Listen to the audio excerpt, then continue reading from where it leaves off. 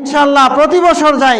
এই বছরও আব্দুল মালিক ভাই বলছে যে এবছর মনে হয় আমার এই এলাকা থেকে মনে হয় গাড়ি লাগবে 2টা। বলেন আলহামদুলিল্লাহ। এরপরে আমরা আমাদের একজন দক্ষ কর্মী পাইছি, শায়েখ মাওলানা মোহাম্মদ জালালউদ্দিন ভাই। তার বাড়ি হলো এই পার্শ্বে এই এলাকাতে।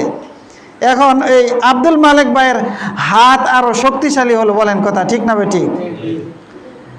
সম্মানিত উপস্থিতি, অতএব দিনের এই দাওয়াতের কাজে আপনারা যারা সাধারণ মুসল্লি আছেন আমাদেরকে সার্বিকভাবে সহযোগিতা করবেন, আমাদের দাওয়াতের কাজের হাতকে আরও শক্তিশালী করার চেষ্টা করবেন। আল্লাহ রাব্বুল আলামিন আপনারা এবং আমরা মিলে আমরা যেন দাওয়াতের কাজ করতে পারি, আল্লাহ তাআলা তৌফিক দান করুন। আমরা সকলে বলি আমিন। আমরা এই যে দাওয়াতি কাজ করি ময়মনসিংহ জেলাটাকে 2 ভাগে বিভক্ত করছি। 6 উপজেলাতে আমরা দাওয়াতি কাজ করি। ময়মনসিংহ সদর, মুক্তাগাছা, ফুলবাড়িয়া থানা, গফরগাঁও, ত্রিশাল, ভালুকা, এই 6 উপজেলার প্রতি মাসে এক এক উপজেলাতে বা বিভিন্ন অঞ্চলে আমরা যাই। 2 দিন, 1 দিন, 3 দিনের সফরে যাই। গেলে আমরা অনেক সময় পাই। আমরা ওইখানে সলাৎ কেমনে, কোরআন শুদ্ধ উচ্চারণ, সলাতাদের পদ্ধতি, ওযু শিক্ষা, বিভিন্ন বিষয়ে শিক্ষা দেওয়া হয়। একটু সময়ও বেশি পাওয়া যায়, শিক্ষা নেওয়া দেওয়া সহজ হয়। কিন্তু এই যে 1 ঘন্টা, 1-1.5 ঘন্টা, 1 ঘন্টা সময়ে আমাদের অনেকগুলো আলোচক এখানে আমাদের এই যে এখন যিনি আমাদেরকে মাখরাজ অনুযায়ী রয়ের উচ্চারণটা শিক্ষা দিলেন, উনি যদি 1 ঘন্টা ওনার মুখ থেকে শুনতে পাইতাম আলোচনা, তাহলে আমরা আর অনেক কিছু শিখতে পারতাম। বলেন কথা ঠিক না ঠিক? তাহলে সংক্ষিপ্ত সময় হয় না। এই জন্য আমাদের এই মাসিক তাবলিগি সফরে আপনারা কি করবেন? অংশগ্রহণ করবেন। বলেন ইনশাল্লাহ। যাবেন তো নাকি? না কইবেন যে না ওইটা আন্দোলনের তাবলিগ, আমরা এটা তাবলিগ ইসলামের লগে যাব না। বাড়াবাড়ি নাই, দাওয়াতি কাজ চলবেই। তাবলিগ ইসলামও করবে, আন্দোলনও করবে, জমিয়ত করবে, সবাই দাওয়াতি কাজ করবে। সবাই দাওয়াতি কাজ করুক। বলেন কথা ঠিক না ঠিক? ইনশাল্লাহ। কোনো বাড়াবাড়ি নাই, কোনো হিংসা নাই। আমরা কি করব? দাওয়াতের কাজ চালাই যাব। আর আহলে হাদিস আন্দোলন যেটা আমাদের সংগঠন, এটা হলো সংস্কারবাদী একটা সংগঠন। আপনার মুখে দাড়ি নাই, সামনেই বলে দিবে যে ভাই দাড়ি ছেড়ে দিতে হবে। আপনি এখানে শিরক করছেন, সামনেই বলে দিবে। আপনি যদি মন খারাপ করেন আর কোনো দিন যদি এই মসজিদে আসতে না দেন, তবুও আমাদের কর্মীরা বলবে ওই খাটিয়ার ভিতরে যে লেখছেন আল্লাহ মোহাম্মদ, ওটা শিরিক, তবুও বলবে। আপনি যদি তাকে কিছু জরিমানা করেন, শাস্তি দেন, তবু আহলে হাদিস আন্দোলন বাংলাদেশ এর কর্মীরা এই সাউথকান্দা থেকে দেখেন তারা কি এই বলে সিএনজি রিজার্ভ করে চলে আসছে আপনাদের মাঝে। আমরা কি তাদেরকে গাড়ি ভাড়া দিছি? মাসে কয়েকটা প্রোগ্রাম হয়, ওই যে দেখেন ভাইয়েরা পিছনে বসে আছে, প্রত্যেকটা প্রোগ্রামে উপস্থিত হয়ে যায়। ওই যে ত্রিশাল ওলহরি থেকে আসাদ ভাই, আমাদের প্রধান উপদেষ্টা ডাক্তার আব্দুল কাদের ভাই, আমাদের অনেক কর্মী তারা বিভিন্ন কারণে আজকে আসতে পারে নাই। সবাই আসলে প্রায় 15-20 জন হয়ে যাবে। আমাদের সকলে আসতে পারে নাই বিভিন্ন কারণে। তাহলে এই যে দেখেন আয়সা পড়ে কেন? তারা এই শিক্ষা পাইছে বা এমন একজন আমিরের আন্ডারে তারা আছে যে এই সংগঠন এটা হলো সংস্কারবাদী একটা সংগঠন, শিরিক এবং বিদআতের বিরুদ্ধে নিরলসভাবে দাওয়াতি কাজ করে যাচ্ছে। সেই সংগঠনের নাম হলো আহলে হাদিস আন্দোলন বাংলাদেশ।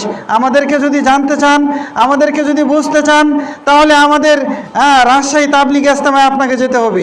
আমাদেরকে জানতে হলে কি করতে হবে? আপনাকে মাসিক পত্রিকা কি বলে তাহরিক পত্রিকা পড়তে হবে প্রতি মাসে। আমাদেরকে জানতে হলে ফেসবুকে কি করতে হবে? তাহরিক টিভি নিয়মিত দেখতে হবে। তাহলে আপনি আমাদেরকে বুঝতে পারবেন আহলে হাদিস আন্দোলন কি, এই সংগঠন কি এবং কেন আপনি আমাদেরকে জানতে পারবেন, বুঝতে পারবেন। আপনার বাড়িতে ফেসবুক মোবাইল আছে, ওইখানে লেখেন তাহরিক টিভি, দেখবেন আমাদের সমস্ত বক্তব্যগুলো ওখানে চলে আসবে। আমাদেরকে যদি জানতে চান তাহলে হাদিস ফাউন্ডেশন বাংলাদেশ, ডক্টর আসাদুল্লাহ আল গালিব স্যার সহ আমাদের আলেমুল আমাদের যে লিখনি ডজন ডজন বই রয়েছে, বইগুলো যদি পড়েন তাহলে আমাদেরকে জানতে পারবেন ইনশাআল্লাহ। আল্লাহ রাব্বুল আলামিন আমাদের সম্পর্কে আপনাদেরকে জানার এবং আমাদেরকে নিরলসভাবে দাওয়াতের কাজ করে যাওয়ার আল্লাহ তাআলা তৌফিক দান করুন। আমরা সকলে বলি আমিন।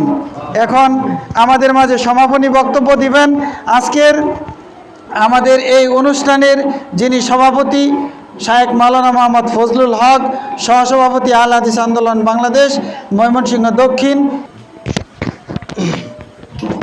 আসসালামু আলাইকুম রহমতুল্লাহি ওয়া বারাকাতুহু।